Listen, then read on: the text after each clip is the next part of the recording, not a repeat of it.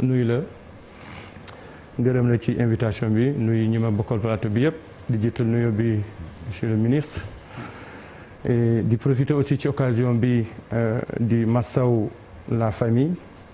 yoo xam ne ñàkk nañu seen njaboot ci accident bi au nom du ministre des infrastructures des transports terrestres et du désenclavement maître Oumar Youm ñoo ngi jaale famille bi yëpp di massaw. Pour revenir à ta question concernant oto bi effectivement oto bi bi accident bi amee def nañu exploitation suñu base de données alors bi ñu defee exploitation base de données bi def nañ gis nañu historique oto bi yëpp bi centre bi ubbi juin 2012 ba léegi ban mois la fi jaar ban année la fi jaar quel était l'état oto bi mu fi jaaree alors bi ñu gisee loolu ñu gis ne oto bi 2018 jaaroon na fa ñu valider visite technique yëpp ñëwul 2019 parce que la visite technique elle est périodique. Chaque année pour oto yu mag yi ak véhicules particuliers personnels et tous les 6 mois pour les véhicules de transport.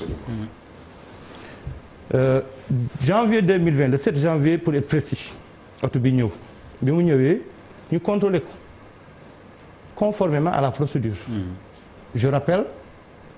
que le contrôle technique moderne duggal nañ ko Sénégal juin 2012. ñoo ngi basé wu le juin 2012 la ñu commencé def contrôle technique. Bien sûr. Le projet a commencé bien avant mais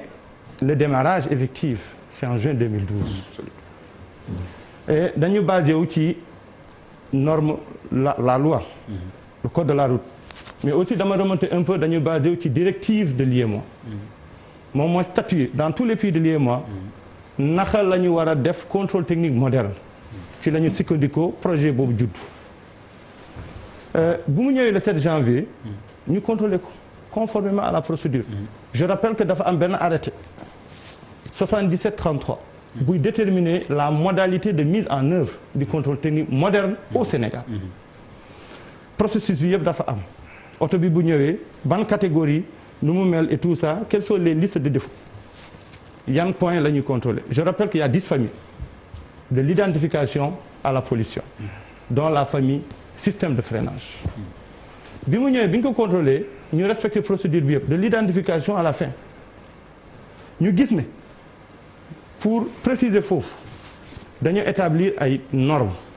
process bi yëpp nii la tëddoo ñu naan par exemple ci système de freinage dafa am l'efficacité globale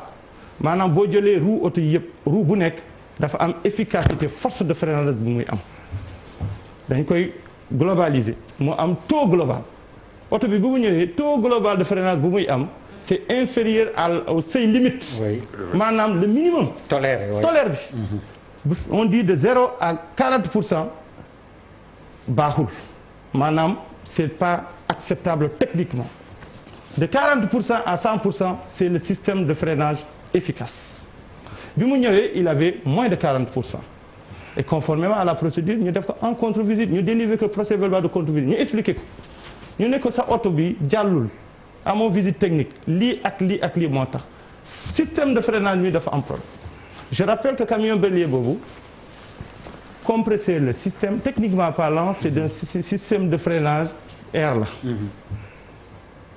Alors ñu jox ko délai 1 mois le délai 1 mois je rappelle c'est un délai de réparation. mënuñ la naan que ñëwaatal suba obligatoirement on te donne un délai maximum ñu ne la dans 1 mois vous revenez c'est juste pour ñu permettre la nga mun a dem delluwaat ci sa mécanicien pour vraiment mun a réparer défaut bi. Période boobu da ngay am droit daw wala doo ko am. En aucun cas amoo droit parce que vous êtes en état grave. Et on le précise même ci procès verbal bi en aucun cas dañ ko préciser et d'ailleurs c'est précis ci code de la route article L31. boo xoolee ci verso procès verbal bi ñu leen dérivé képp ku am oto bu ñëwee centre contrôle boo xoolee au recteur dañ ko préciser ñu ne la c'est juste le temps d'aller chez votre mécanicien nga réparer nga ñëwaat ñu xoolaat point boobu est-ce que la réparation elle est effective mu ñëwaat une semaine après le 14 janvier plus précisément donc ñort nañu ñun que moom dem na réparer mais bu mu ñëwaatee ñu dugalaat ko ci circuit bi ñu xool parce que procédure bi dafa ne bu ñëwaatee dañuy def identification mi ñu xool le point bloquant bi ñu ko contrôlé on s'est rendu compte que c'est toujours inférieur à 40%. ñu waxaat ko ñu ne sëriñ bi ba léegi baaxul demal li ainsi ñu insister sur le point bloquant parce que ci système de contrôle bi c'est mécanique c'est lié ay équipement la ay bancs de freinage la boo ci ñëwee wuy buñ ci duggee maanaam day mel ni oto baa ngi daw l'inspecteur day freiner progressivement ba am capacité maximale bi vraiment oto bi di yow ci valeur yooyu nag la ñuy def interprétation technique conformément ak li mën a wax alors pour vraiment lii ko bu mu ñëwee ñu wax ko mu dem depuis lors nag ñëwaatu ba délai 1 mois bi expiré ba jëyo bi di am ñëwaatu ce qui veut dire quoi ce qui veut dire que ñun à l'instant T bi ñu xool oto bi et conformément ak technique yu ñu fa yor ak procédures yi ak méthode de contrôle